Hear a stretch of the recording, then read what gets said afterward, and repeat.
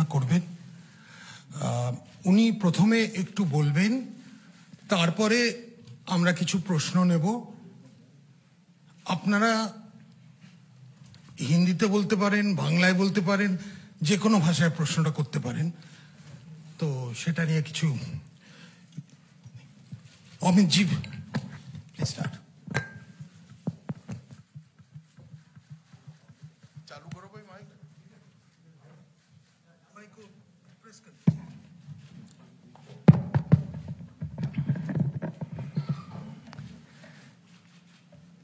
Bharatiya Janata party की press वार्ता में आप सभी का हृदय से स्वागत है। वैसे स्वपन दास जी ने थोड़ा कह ही दिया, मगर मैं फिर से कहना चाहता हूं कि एक दो बार इसको रिशेड्यूल करना पड़ा, इसके लिए मैं क्षमा प्रार्थी हूं और आगे पर ऐसी तकलीफ न पड़े इसका ध्यान भी रखेंगे।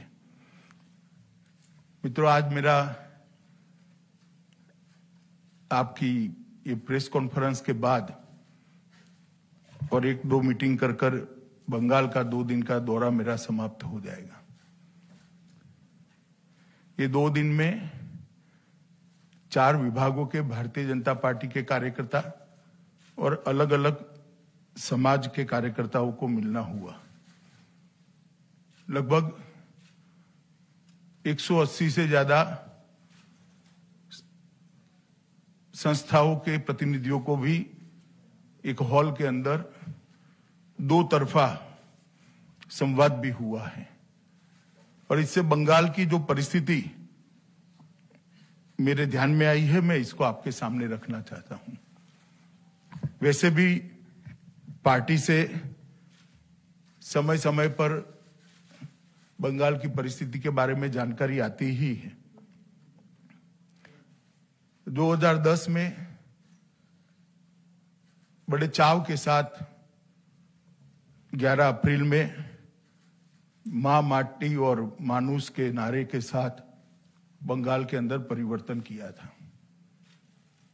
बंगाल की जनता के मन में ढेर सारी अपेक्षाएं भी थी, आशाएं भी थी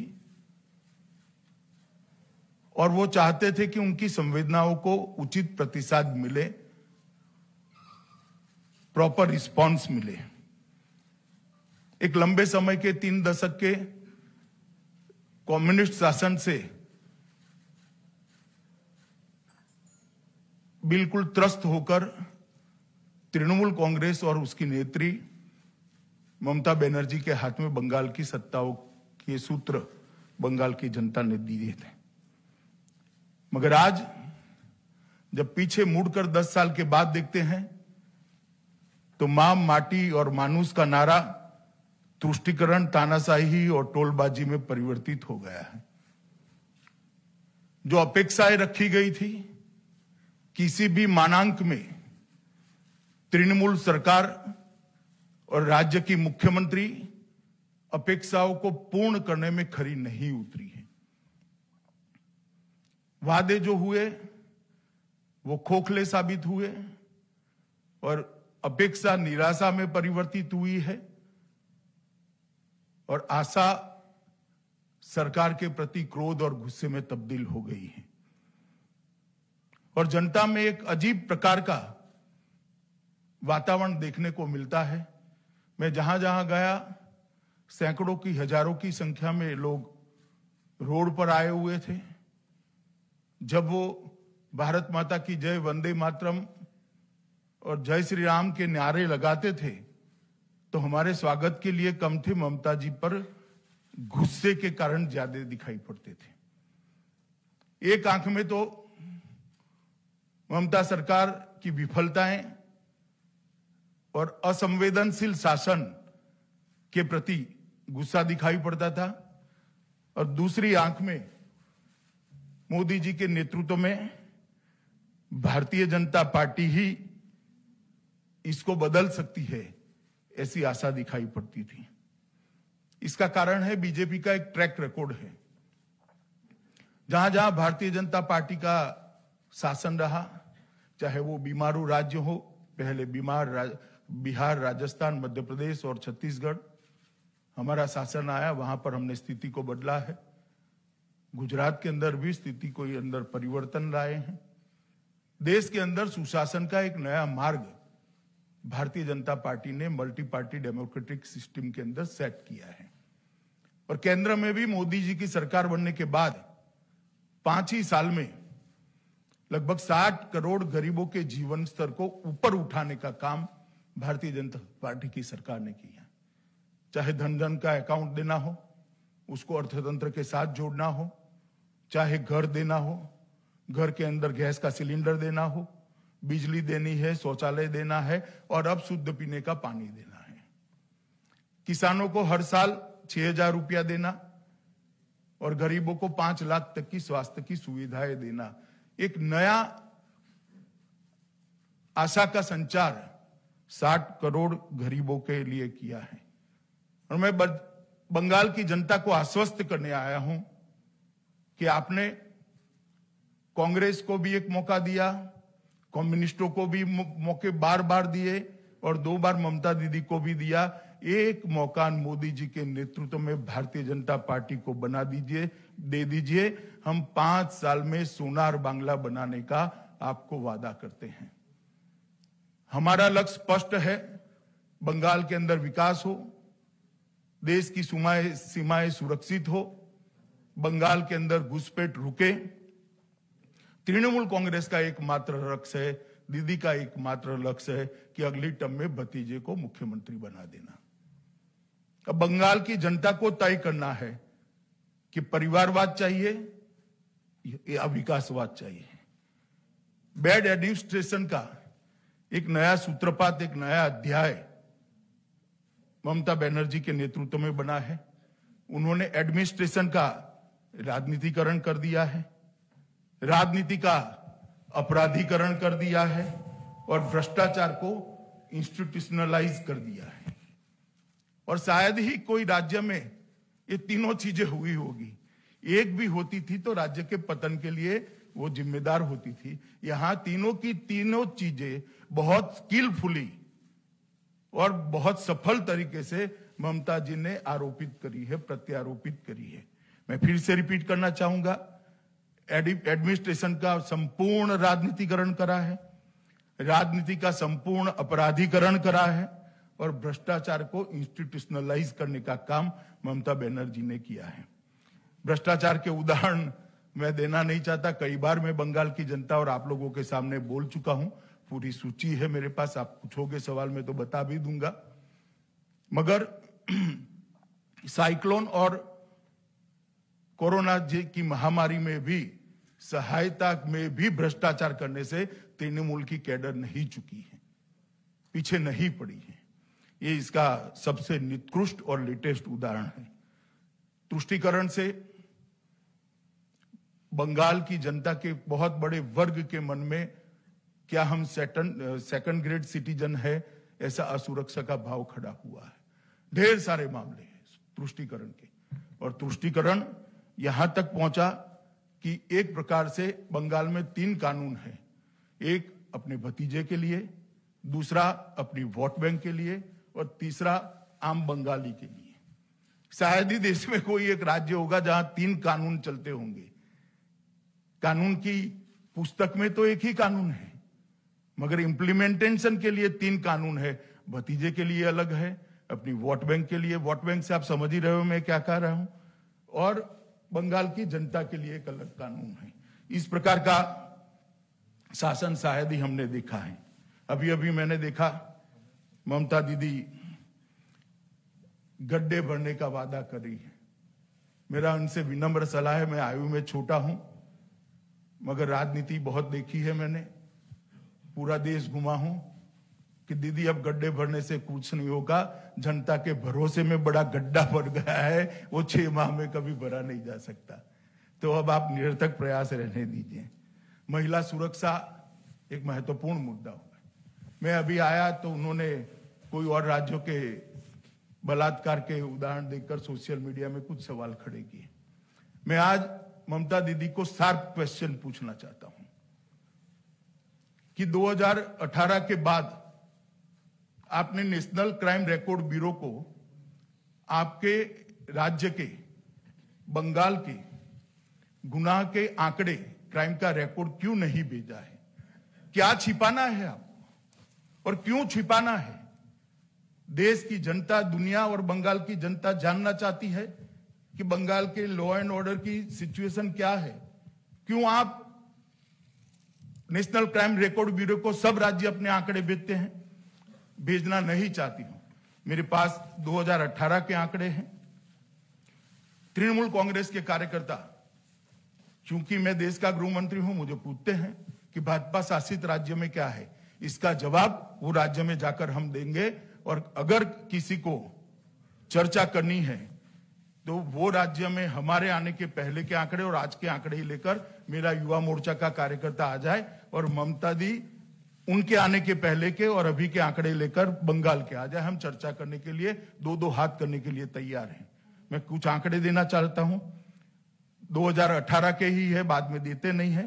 महिलाओं के खिलाफ अपराध में देश में तीसरे नंबर पर बंगाल रहा। बलात्कार के प्रयास के मामले में देश में नंबर 1 रहा। एसिड अटैक के मामले में देश में नंबर 1 रहा। महिलाओं के गायब होने में देश में दूसरे नंबर पर रहा। गायब महिलाओं को न ढूंढ पाने के मामले में देश में नंबर 1 रहे। और 2018 में महिलाओं के प्रति जो अपराध है उसको सजा कराने का जो दर था वो बंगाल में 5.3% था, जबकि देश में 23% है। क्या ममता दीदी आप जवाब देगी? आप स्वयं एक महिला हो। बंगाल की जनता, बंगाल की महिला क्यों असुरक्षित है? मुझे लगता है मुझे सवाल पूछने की जगह आपको आत्मनिरीक्षण करने की जरूरत है। आज शायद बंगाल राजनीतिक कार्यकर्ताओं की हत्या में देश में सबसे ऊपर है।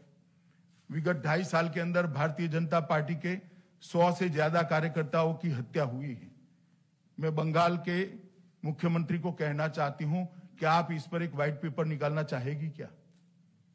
स्थिति को स्पष्ट करना चाहेगी क्या?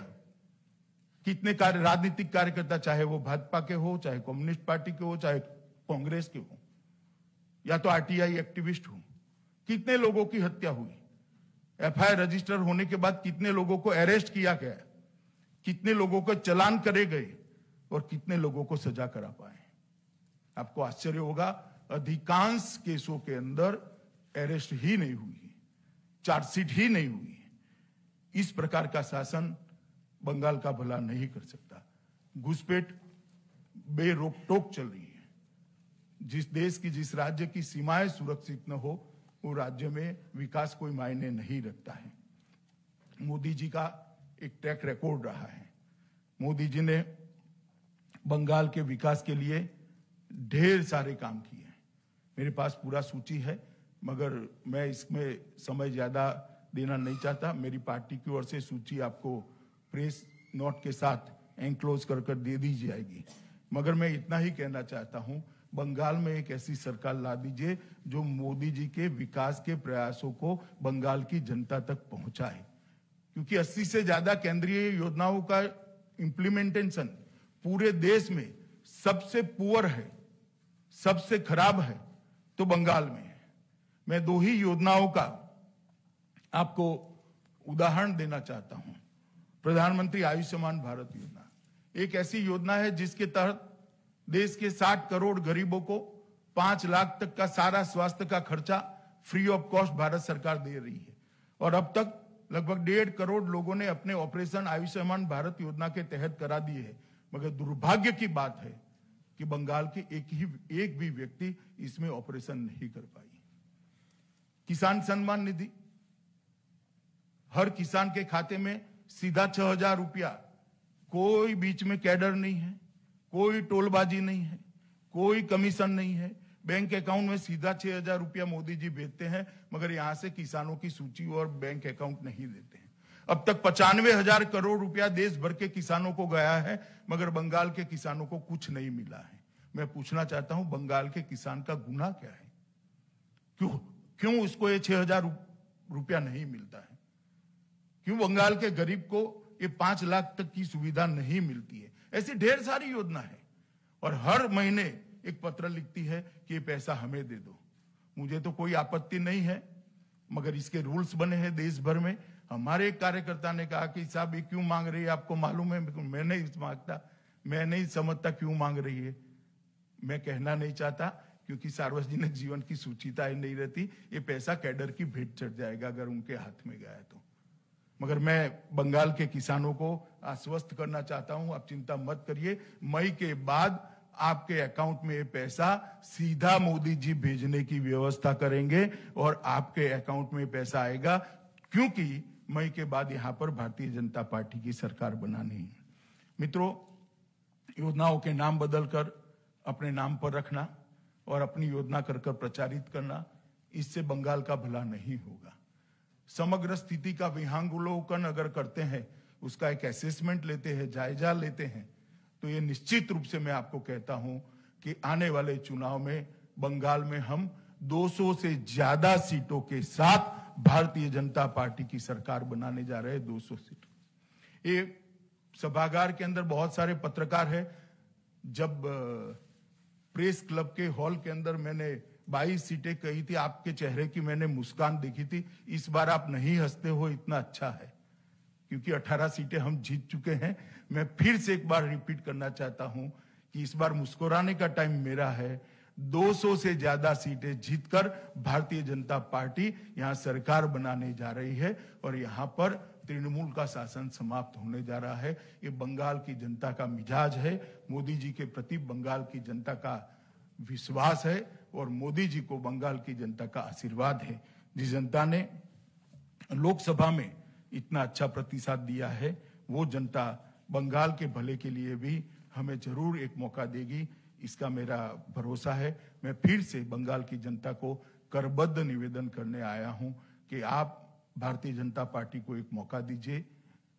नड्डा जी के नेतृत्व में भारतीय जनता पार्टी बंगाल के चुनाव को बहुत गंभीरता से ले रही है, क्योंकि इसके साथ देश की सुरक्षा भी जुड़ी हुई है और देश का एक अति पिछड़ा गरीब जनता के भले का भी सवाल है। दोनों मुद्दों को लेकर हम बंगाल की जनता के बीच में भी जाएंगे और परिवर्तन तक इसको ले जाएंगे, इसका मुझे भरोसा है। अब आप आपके सवाल पूछ सकते हो। स्वपन दा एक के बाद एक सबको कहेंगे। তো আপনারা বাংলাতেও জিজ্ঞেস করতে পারেন।